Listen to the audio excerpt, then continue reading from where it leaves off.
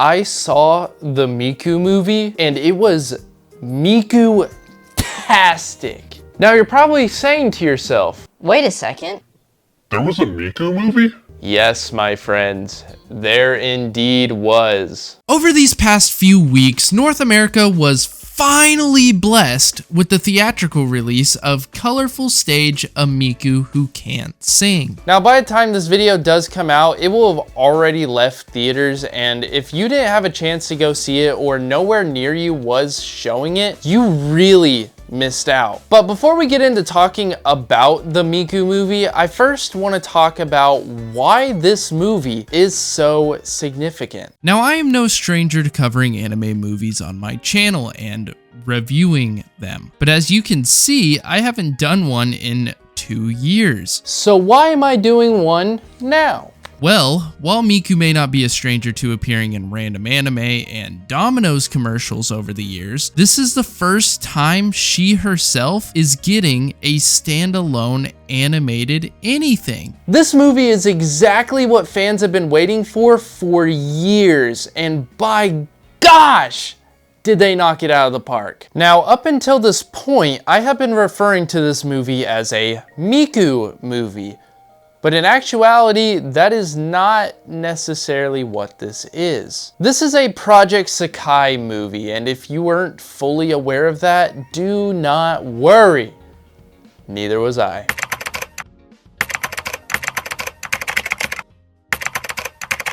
So I have to leave in an hour to go watch this Miku movie, and it just dawned on me that I have zero knowledge of anything relating to the Project Sakai lore, other than kind of some of the names of the characters. So I need to educate myself now. But how? How can I do this in only an hour? That's it, a training montage. DJ, roll the music. No, that one's copyright. No. The other one that's not copyrighted. Yeah, this one.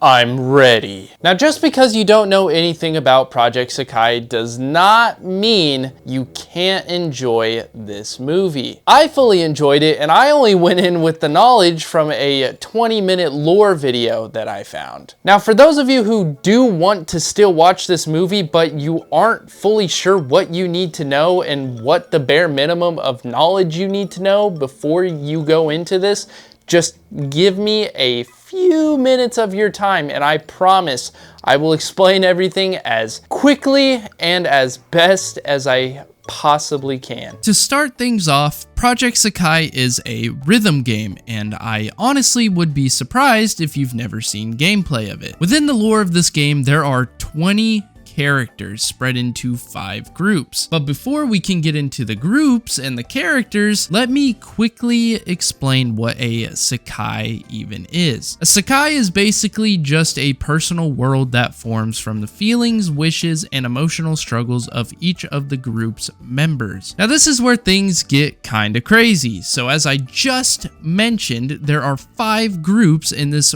world of Project Sakai. You have Leonid, Vivid Bad Squad, More Jump, Night Court at 2500, and Wonderlands X Showtime. Each group brings a different vibe and feeling with each of their songs. Starting with Leonid, this band was formed by 4 childhood friends: Ichika Hoshino, Saki Tenma, Hanami Mochizuki, and Shiho Hinamori. The vibe this group brings is a bit more on the grounded side of things. Next up is Vivid Bad Squad, a group of street musicians whose big goal is to surpass a legendary event known as Rad Weekend. The members of this group consist of Kahane Azusawa, An Shiraishi, Akito Shinonome. The girls went crazy for this guy during my movie, by the way. And Toya Aoyagi. The vibe this group brings is that they have this more like cool, confident, and a little bit rebellious street style to them. Next is More Jump, a group made up of former and aspiring idols. The members of this group consist of Minori Hanasato, Haruka Kiritani, Airi Momoi, and Shizuku Hinamori. The vibe of this group is exactly what you would expect from a group of idols. They're all just super freaking energetic. Moving on to the fourth group, this one is called Night Chord at 2500. This group is a bit unique in my opinion, as they are a group consisting of individual musicians who meet up late at night on Discord and make music together, which I really like this group because it reminds me of me and my boys' goon sessions. The members of this group consist of Kanade Yoasaki, Mafuyu Asahina, Ina Shihanome, and Mizuki Akiyama. The vibe of this group is more on the depressing side, as this group deals with a lot of emotional pain. Finally, last but not least, we have Wonderland's X Showtime, a group of theater kids who love making music and putting on performances. The members of this group consist of Tsukasa Tenma, Nene Kusanagi, and Rui Kamishiro. What? I missed one, you say? No. They're all here. I didn't miss. Fuck, she's found me, guys. I gotta hide. Guys, she's in my room right now, but I'm hiding in my closet, so I should be okay. No. No. No! No! Now that we have everything we need to know out of the way about this movie, the only thing that's left is to actually go see it. Let's go, shall we?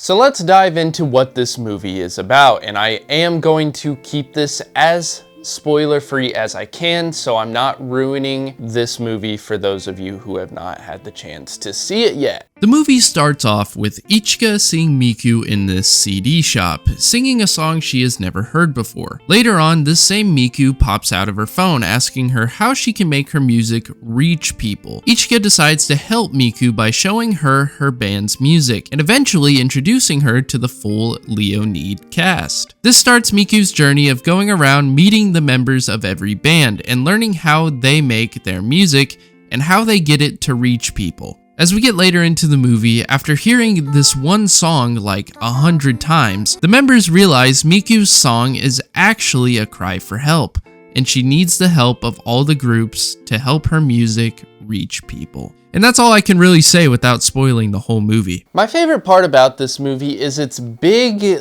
underlying message. The theme of this movie is having self-acceptance, never to give up on your dreams, and that it's okay to reach out to others in your time of need. Throughout the movie, we are shown all of these themes a lot, with Miku trying to reach the characters that she's trying to reach, and the words in the song that's played 100 times as well. As we get older, we as humans tend to give up on our dreams as we feel it is too late to do them. And the dreams of our perfect future seem to end up more and more out of reach. This is the exact ideology Miku challenges in this movie as she tries to reach out to these people who are feeling frustrated, sad, burnt out, and angry at their craft because they can't make the perfect thing. As I sat in the crowd of the movie theater watching this movie, I really felt like I was being called out as a YouTuber. I have found myself acting like these characters that Miku was trying to reach many times, and I feel like that's why this really resonates with me so deeply. But I think the lesson that I learned walking out of that theater was the fact that the Miku who can't sing is actually a metaphor representing us. Those of us who feel like giving up, or those of us who have lost our passions, or those of us that are feeling burnt out with life, and especially those of us who are just human. Miku taught us that even when we feel broken, voiceless, or even forgotten, there's always still hope. And that hope often lies with the people we create with, or the people we share emotions with, or simply just the art that we create. I really didn't think this movie was going to hit that deep, but wow, it really did. For the first ever Miku movie, they knocked it out of the park. If I were to give this movie a score out of 10, it'd be a freaking 11. For anyone that is a fan of either Miku or Project Sakai, this movie, I swear, is an absolute must watch. And lastly, to those of you who are watching this video and you may be in a slump, feeling burnt out, or you're just kind of ready to give up, just remember, even in a broken Sakai where everything is dark and silent, music still finds a way. And I truly, from the bottom of my heart, believe so will you. What's going on, my beautiful weebs? Thank you guys, as always, for watching the video. I want to take a second and just thank you guys so much for the influx of subs that I've gotten from that last video. Your support really means so much to me, and I really cannot thank each and every one of you enough. Now, I want to know, did you guys see the Miku movie? And if you did, what did you guys think? Let's talk about it down in the comment section. And if you did enjoy this video, let me know by hitting that like button as per usual. And if you are new here, hit that subscribe button. I really can't believe how close we are to 1,000. It really is blowing my mind. Last but not least, I have one last thing to promote. I have a Discord server. I've had it for a while, but I've never promoted it. So if you guys want to join that, I'll leave a link to it in the description. I plan on hosting anime nights where we do watch throughs of just any anime that we all agree on top of some other events I'd like to come up with in the future, but